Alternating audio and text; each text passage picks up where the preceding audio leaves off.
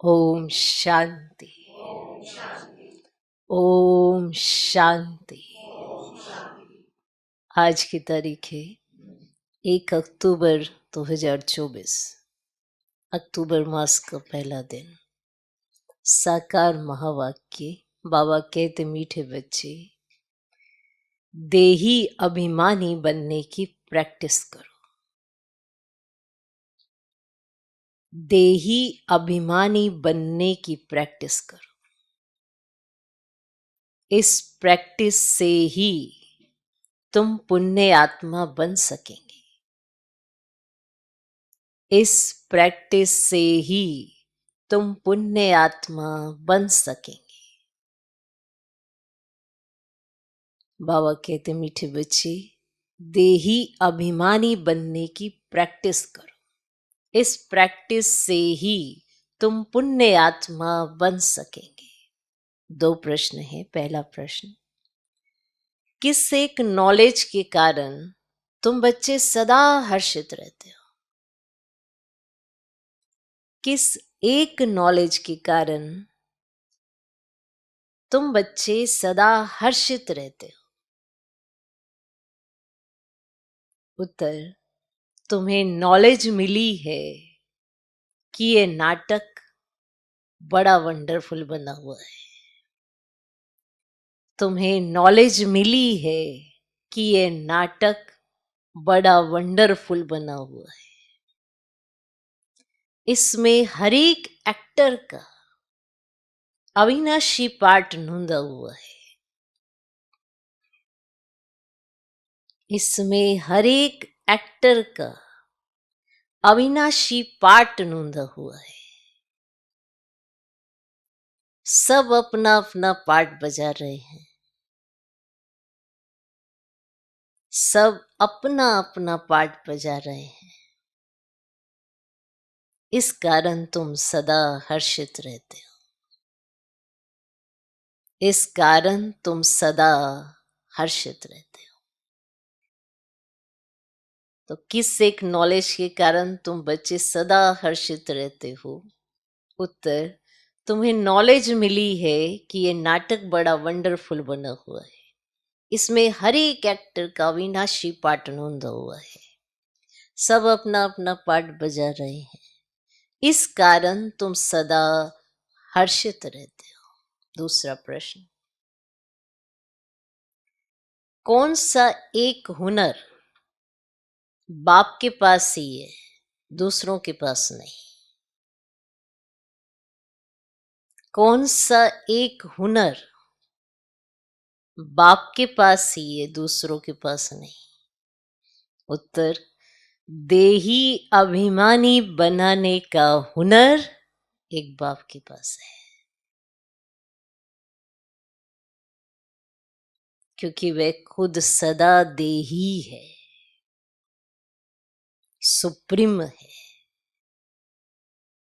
क्योंकि वह खुद सदा देही है, सुप्रीम है। ये हुनर किसी भी मनुष्य को आ नहीं सकता।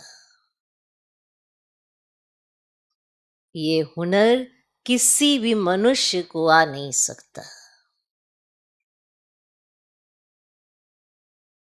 तो कौन सा हुनर? देही अभिमानी बनाने का।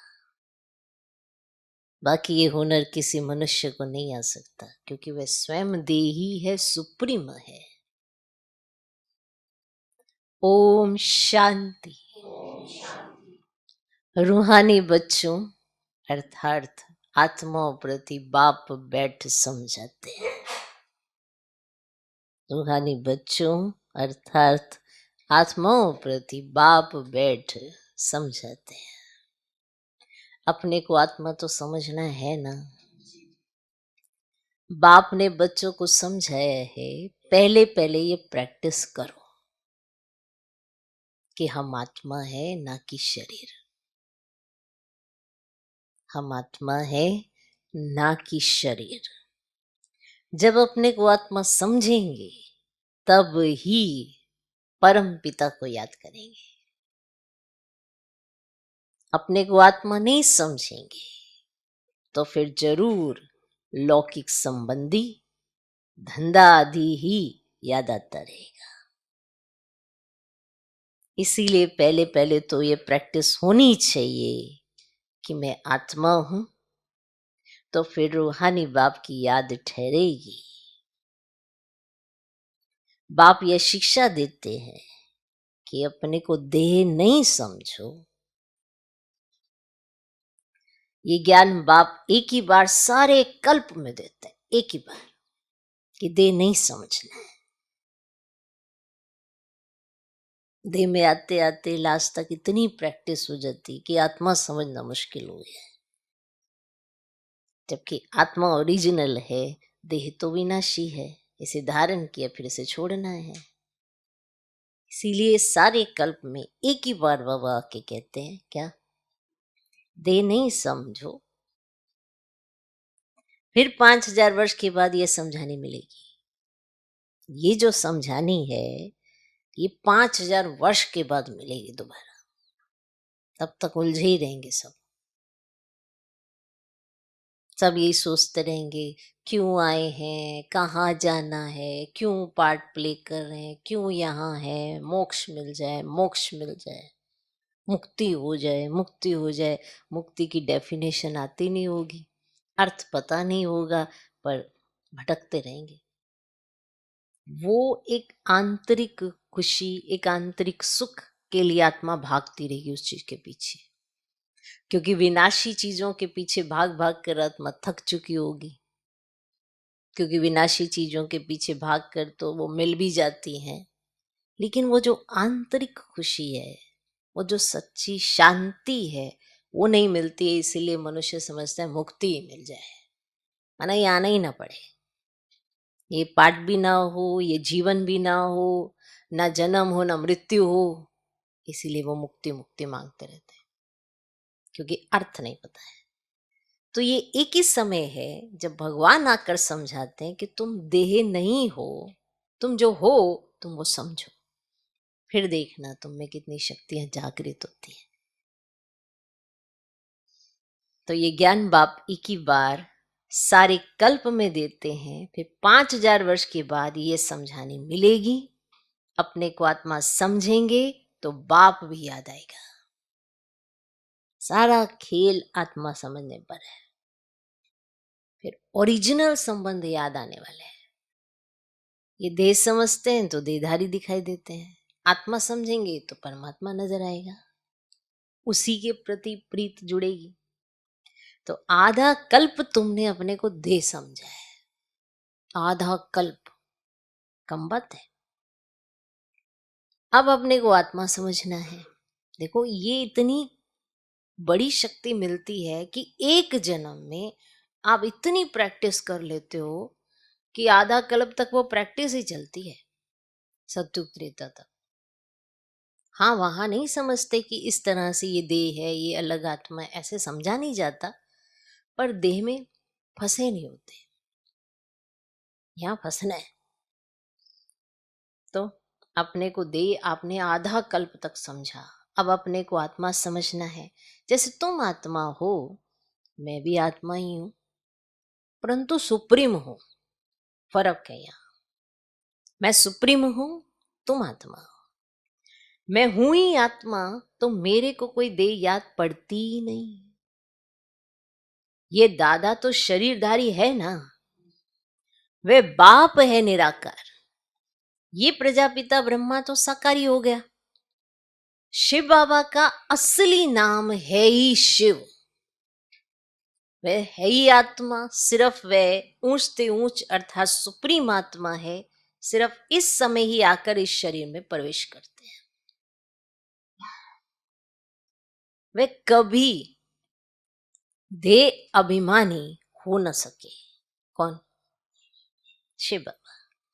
देह अभिमानी साकारी मनुष्य होते हैं, वे तो है ही निराकार। उनको आकर ये प्रैक्टिस करानी है, क्योंकि उनको प्रैक्टिस ना करनी पड़ती है, वो नेचुरल है। और वो आकर ये हमको ये प्रैक्टिस कराते हैं।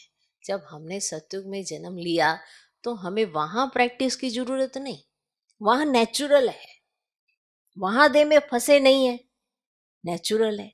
यहाँ चीजों में फंस गए हैं, इसीलिए प्रैक्टिस करानी पड़ती है कि तुम कौन, ये चीज क्या। कहते हैं तुम अपने को आत्मा समझो, मैं आत्मा हूं, आत्मा हूं, ये पाठ बैठ कर पढ़ो। मैं आत्मा शिव बाबा का बच्चा हूं। हर बात की प्रैक्टिस चाहिए ना। कोई भी कार्य करते हो, जब शुरुआत में करते हैं तो थोड़ा टफ लगता है, जब उसका अभ्यास बढ़ जाता है तो वो सहज हो जाता है। कार्य तो पहले भी वही था, फिर बाद में भी, लेकिन प्रैक्टिस हो जाने से वो सहज लगने लगता है। तो हर बात की प्रैक्टिस चाहिए ना। बाप कोई नई बात नहीं समझाते हैं, माने कल्प कल्प आके यही समझाते हैं, फिर हमारा अभ्यास हो जाता है, फिर हम परम धाम जाते हैं, फिर सत्युग त्रेता नेचुरल पार्ट प्ले करते हैं। तो बाप कोई नई बात नहीं समझाते। तुम जब अपने को आत्मा पक्का पक्का समझेंगे तब बाप भी पक्का याद रहेगा, पक्का, ये बात पक्की है। ये आत्मा नहीं समझते ना तो चीजें बहुत दूसरी दूसरी याद आती है। अगर आत्मा समझेंगे तो बाप भी पक्का याद रहेगा। देह अभिमान होगा तो बाप को याद कर ही नहीं सकेंगे। देह अभिमान होगा, मैं कैसे, मैं क्यों, ये वो, माना किसी भी बात का देह अभिमान हो सकता है। देह अभिमान का क्या है, किसी भी बात का आ जाता है। तो अगर देह अभिमान होगा तो बाप को याद नहीं कर सकेंगे। आधा कल्प तुमको देह का अहंकार रहता है, आधा कल्प। अभी तुमको सिखाता हूं कि अपने को आत्मा समझो। सत्युग में ऐसे कोई सिखाता नहीं है कि अपने को आत्मा समझो। शरीर का नाम तो पड़ता ही है, नहीं तो एक दो को बुलावें कैसे। यहां तुमने बाप से जो वर्षा पाया है वही प्रालब्ध वहां पाते हो, बाकी बुलाएंगे तो नाम से ही ना। श्री कृष्ण भी शरीर का नाम है ना। अब नाम बिगड़ तो कारोबार आदि चल ना सके। ऐसे नहीं कि वहां ये कहेंगे कि अब अपने को आत्मा समझो, ऐसे नहीं कि वहां सतयुग में कहेंगे कि अपने को आत्मा समझो। वहां तो आत्म अभिमानी रहते ही हैं। ये प्रैक्टिस तुमको अभी कराई जाती है क्योंकि पाप बहुत चढ़े हुए हैं, बहुत पाप चढ़े हुए हैं, इसीलिए इस समय प्रैक्टिस कराई जाती है। आहिस्ते आहिस्ते थोड़ा थोड़ा पाप चढ़ते चढ़ते अभी फुल पाप आत्मा बन पड़े हो। आधा कल्प के लिए जो कुछ किया वे खलास भी तो होगा ना। आहिस्ते आहिस्ते कम होता जाता है। सतयुग में तुम सतो प्रधान हो, त्रेता में सतो बन जाते हो, वर्षा भी मिलता है। अपने को आत्मा समझ बाप को याद करने से ही वर्षा मिलता है। ये देही अभिमानी बनने की शिक्षा बाप अभी देते हैं। सतयुग में ये शिक्षा नहीं मिलती, अपने अपने नाम पर ही चलते हैं। यहां तुम हरेक को याद के बल से पाप आत्मा से पुण्य आत्मा बनना है। सतयुग में शिक्षा की दरकार ही नहीं, ना तुम ये शिक्षा वहां ले जाते हो। वहां ना ये ज्ञान ना योग ले जाते हो, ना ये ज्ञान ले जाते हो ना ये योग ले जाते हो। तुमको पति से पावन अभी ही बनना है, फिर आहिस्ते आहिस्ते कला कम होती है। जैसे चंद्रमा की कला कम होते होते लकीर जाकर रहती है, तो इसमें मुंह जो नहीं, कुछ भी ना समझो तो पूछो। पहले तो ये पक्का निश्चय करो कि हम आत्मा है। तुम्हारी आत्मा ही अभी तमो प्रधान बनी है, पहले सतो प्रधान थी, फिर दिन प्रतिदिन कला कम होती जाती है। मैं आत्मा हूं ये पक्का ना होने से ही तुम बाप को भूल जाते हो। पहले पहले मूल बात ही ये है। आत्म अभिमानी बनने से बाप याद आएगा तो वर्षा भी याद आएगा, वर्षा याद आएगा तो पवित्र भी बनेंगे, दैवी गुण भी रहेंगे। एम ऑब्जेक्ट तो सामने है ना। यह है गॉडली यूनिवर्सिटी, भगवान पढ़ाते हैं। कौन पढ़ाते हैं? देही अभिमानी भी वही बना सकते हैं और कोई भी ये हुनर जानते ही नहीं है। एक बाप ही सिखाते हैं, ये दादा भी पुरुषार्थ करते हैं। बाप तो कभी दे लेते ही नहीं जो उनको देही अभिमानी बनने का पुरुषार्थ करना पड़े।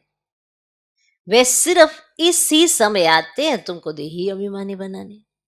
ये कहावत है, जिनके माथे मामला वह कैसे नींद करे।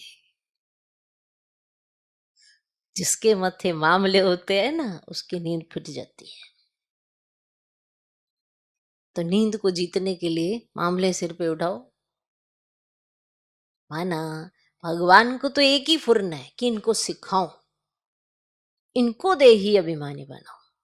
क्योंकि जाना तो घर में ही है, प्यार से या मार से। बाबा तो मारता नहीं है, पर हमारे किए हुए विकर्म हमें खुद ही मारते हैं। जब कभी आत्मा को महसूसता आती है तो भगवान ने थोड़ा दुख दिया है। जब आत्मा महसूस करती है तो उसे दुख की अनुभूति उसके विकर्मों के कारण होती है।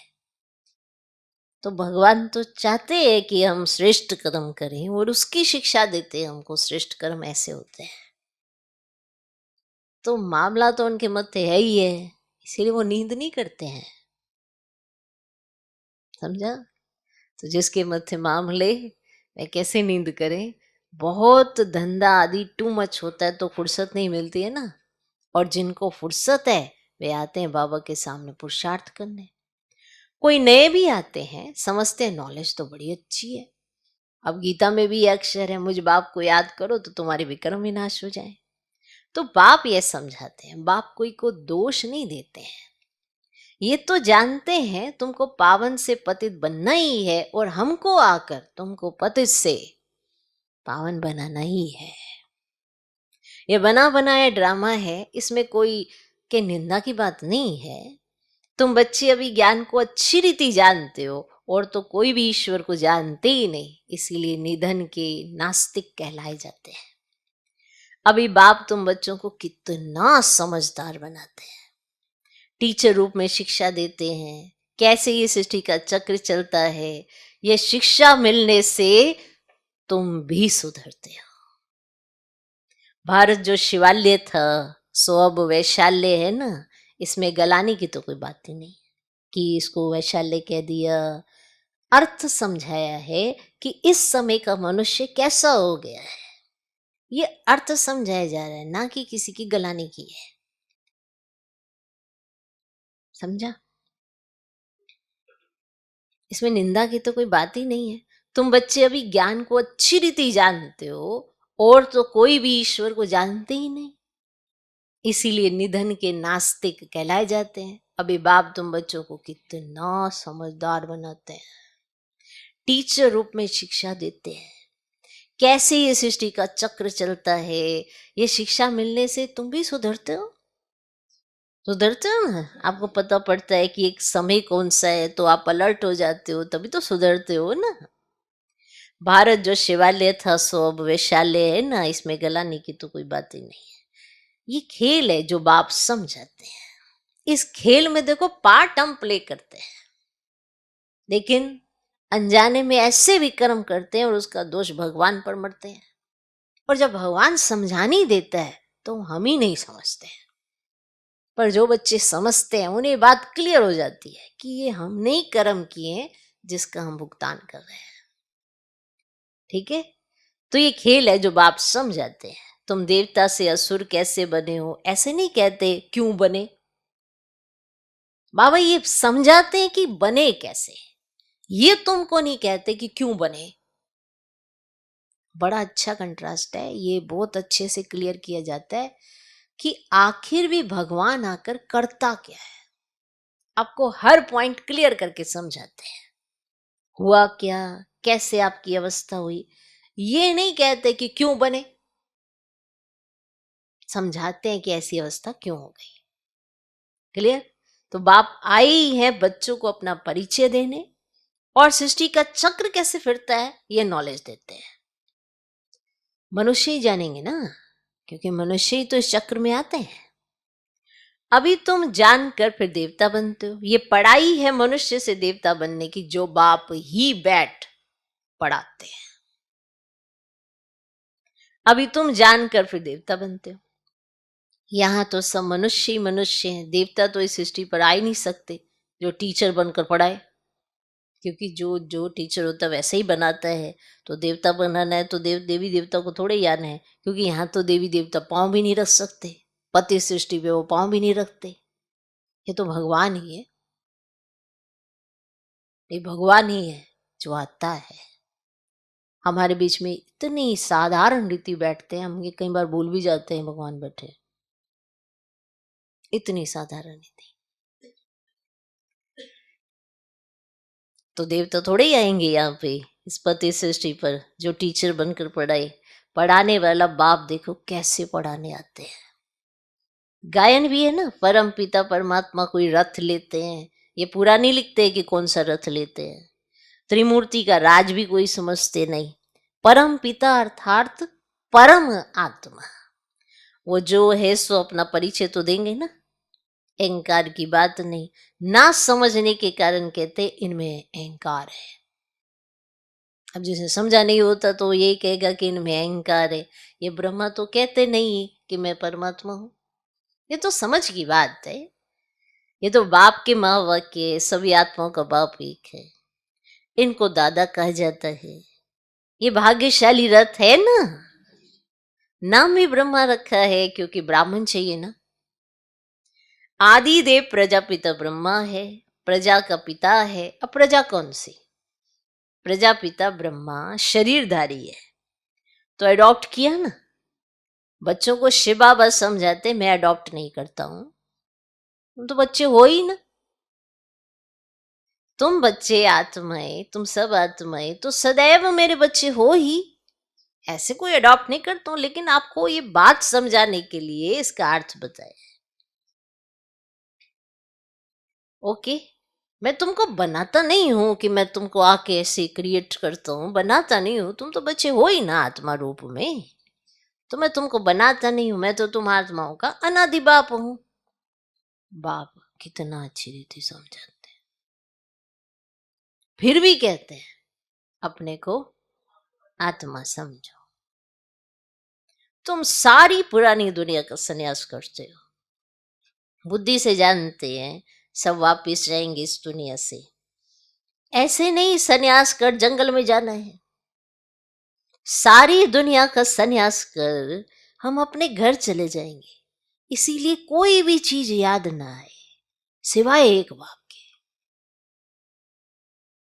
60 वर्ष की आयु हुई तो फिर वाणी से परे वानप्रस्थ में जाने का पुरुषार्थ करना चाहिए। ये वानप्रस्थ की बात है अभी की। भक्ति मार्ग में तो वानप्रस्थ का किसको पता ही नहीं है। वानप्रस्थ का अर्थ नहीं बता सकते। वाणी से परे मूल वतन को कहेंगे, वहां सभी आत्माएं निवास करती है, तो सबकी वानप्रस्थ अवस्था है।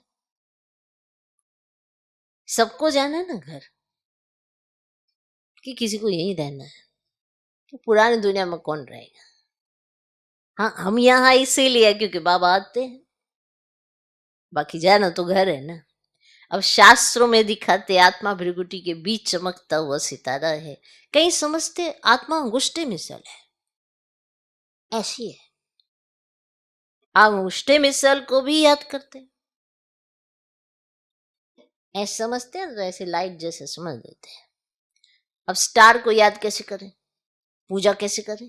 तो बाप समझाते हैं, तुम देह अभिमान में जब आते हो ना तो पुजारी बन जाते हो, और भक्ति का समय शुरू होता है, उसको भक्ति कलट कहते हैं। ज्ञान कलट अलग है, ज्ञान और भक्ति इकट्ठे नहीं हो सकते। ज्ञान और भक्ति इकट्ठे नहीं हो सकते हैं। दिन और रात इकट्ठे नहीं हो सकते हैं। दिन सुख को कहा जाता है और रात दुख अर्थात भक्ति को कहा जाता है। कहते हैं प्रजापिता ब्रह्मा का दिन और फिर रात, तो प्रजा और ब्रह्मा जरूर दोनों इकट्ठे होंगे ना। तुम समझते हो ब्राह्मण ही आधा कल्प सुख भोगते फिर आधा कल्प दुख, समझते हो ये बात? ये बुद्धि से समझने की बात है। ये भी जानते हो सब बाप को याद नहीं कर सकते, फिर भी बाप खुद समझाते रहते हैं अपने को आत्मा समझो। और मुझे याद करो तो तुम पावन बन जाएंगे। ये पैगाम सबको पहुंचाना है, सर्विस करनी है। जो सर्विस ही नहीं करते तो वे फूल नहीं ठहरे। बागवान बगीचे में आएंगे तो उनको फूल ही सामने चाहिए। बागवान कौन? शिव बाबा। तो उनको अपने सामने कौन चाहिए? फूल ही चाहिए ना। और जो सर्विसेबल है ना, वो तो का कल्याण करते हैं। ऐसे फूल जिनको दे अभिमान है, वे खुद भी समझेंगे हम फूल तो है नहीं। तो बाबा को अपने सामने सर्विसेबल फूल चाहिए। और जिनको दे अभिमान रहता है, वो खुद ही समझ जाते हैं कि हम फूल तो है नहीं। बाबा के सामने तो अच्छे अच्छे फूल बैठे हैं, तो बाप की उन पर नजर जाएगी। डांस भी अच्छा चलेगा, जैसे डांसिंग गर्ल्स का मिसाल है ना, ऐसे ऐसे डांस करती रहती है। तो बाबा कहते हैं कि बाबा का भी फिर डांस बहुत अच्छा चलेगा। स्कूल में भी टीचर तो जानते हैं ना, कौन नंबर 1, कौन नंबर 2, कौन नंबर 3 में है। तो बाप का भी अटेंशन सर्विस करने वालों तरफ ही जाएगा। दिल पर भी वह चढ़ते हैं, डिस सर्विस करने वाले थोड़ी ही दिल पर चढ़ते हैं। बाप पहली पहली मुख्य बात समझाते हैं, अपने को आत्मा निश्चय करो, तब बाप की याद ठहरेगी। दे अभिमान होगा तो बाप की याद ठहरेगी ही नहीं। लौकिक संबंधियों तरफ, धंधे धोरी तरफ बुद्धि चली जाएगी। माना बार बार संबंधियों में बुद्धि जाएगी और धंधे धोरी में। सब कुछ होगा फिर भी कोई ना कोई धंधा पकड़ना है, तो उसमें हमारी बुद्धि टू मच जाएगी। ये चाहिए, वो चाहिए, वो चाहिए, ये चाहिए। माना जितना टू मच फंसोगे, उतना हर चीज अपनी तरफ खींचती है। हाँ, इतना होना चाहिए, दाल रोटी चल रही है, भगवान साधारण नहीं है, ना इतने ऊंच ना इतने नीच, बैलेंस में है। ऐसा जीवन होना चाहिए। ये नहीं कि टू मच। एक गाड़ी तो शोभा नहीं देती, 2-3 तो होनी चाहिए। बच्चों के अंदर भी ये कितना वो आ जाता है, ये चाहिए, ये चाहिए। तो कहाँ जाएगी बुद्धि? दे अभिमान होगा तो लौकिक संबंधियों की तरफ, अरे वो संबंधी ऐसा है ना, वो ऐसा कर, उनकी बातें चलती रहेंगी टू मच, इसकी उसकी उसकी इसकी, अपनी कोई बात नहीं होने वाली है। बाबा तो मुझको समझा देना। तो लौकिक संबंधियों धंधे दोरी तरफ बुद्धि चली जाएगी। देही अभिमानी होने से पारलौकिक बाप ही याद आएगा। बाप को तो बहुत प्यार से याद करना चाहिए। अपने को आत्मा समझना, इसमें मेहनत है, एकांत चाहिए। 7 रोज की भट्टी का कोर्स बहुत कड़ा है, कोई की याद ना आए। पहले जब कोर्स कराया जाता था ना, तो बहुत नियम होता था उसमें। आजकल तो बहुत एकदम फ्लेक्सिबल हो गए हैं।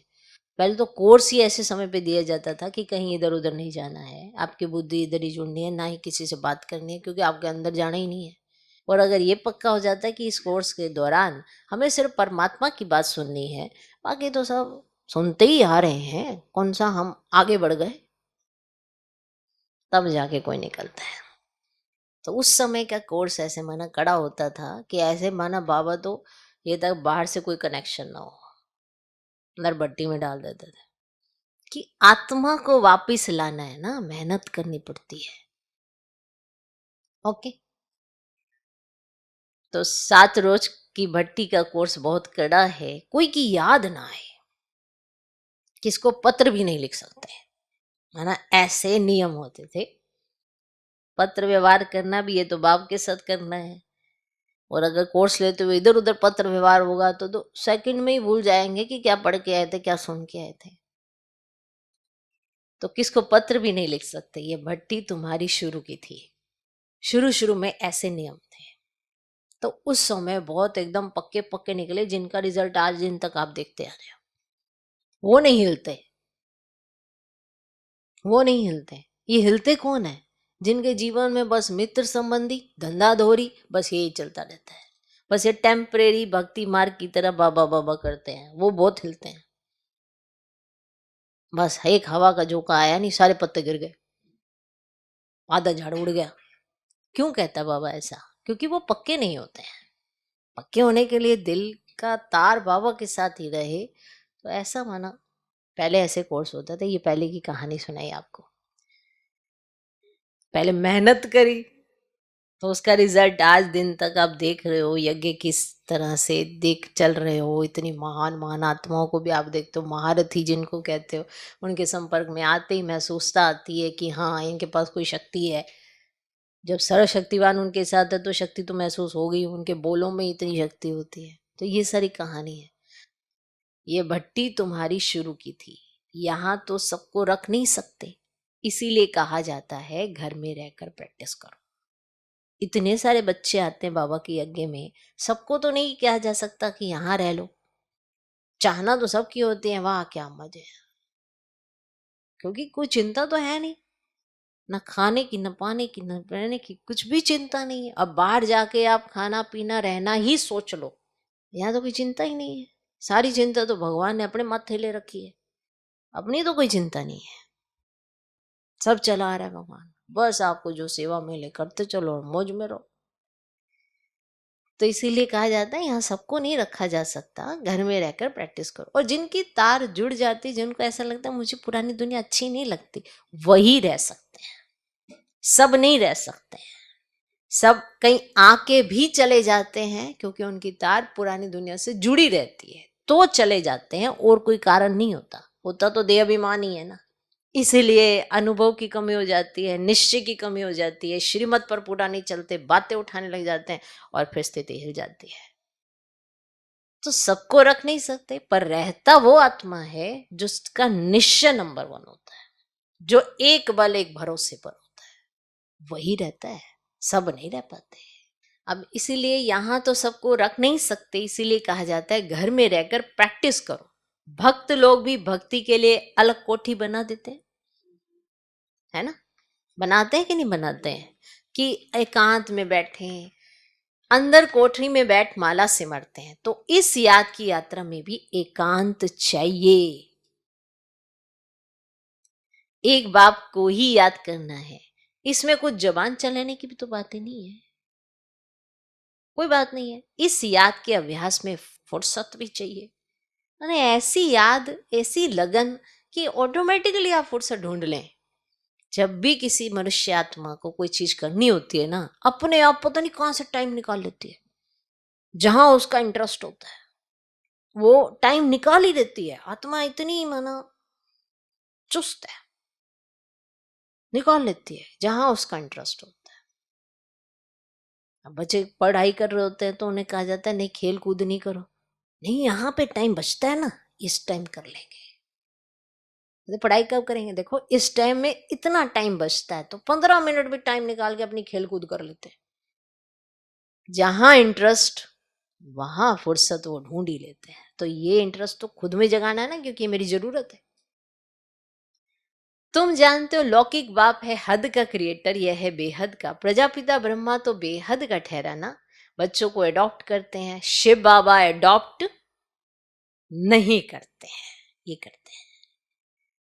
उनके तो बच्चे सदैव हैं ही। तुम कहेंगे शिव बाबा के हम बच्चे आत्माएं अनादि हैं ही। ब्रह्मा ने तुमको अडॉप्ट किया है, हर एक बात अच्छी रीति समझने की है। ये जो एक एक पॉइंट होते हैं, इसके अंदर बहुत सारी क्लैरिटी होती है। कई बार हम ध्यान नहीं देते और सुनते नहीं है कि रीजन क्या है। कई बार बाबा कहते हैं बाप दादा, कई बार बाबा कहते हैं ब्रह्मा बाबा, और फिर कभी यार कहते हैं ये ब्रह्मा माँ है। तो माना ये जो एडॉप्शन चलती है उससे ये माँ बन जाती है, एडॉप्ट किया है।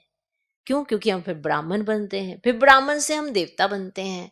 पर देवता बने में ये एडॉप्शन नहीं होती है, क्योंकि अलग बर्थ हो जाता है। तो इस तरह से तुम्हारा विचार सागर मंथन चलना चाहिए। तो बाप रोज रोज बच्चों को समझाते हैं, कहते हैं बाबा याद नहीं रहती, बाबा याद नहीं रहती। बाप कहते इसमें थोड़ा समय निकालना चाहिए आपको, क्योंकि प्रैक्टिस की कमी है, प्रैक्टिस है नहीं।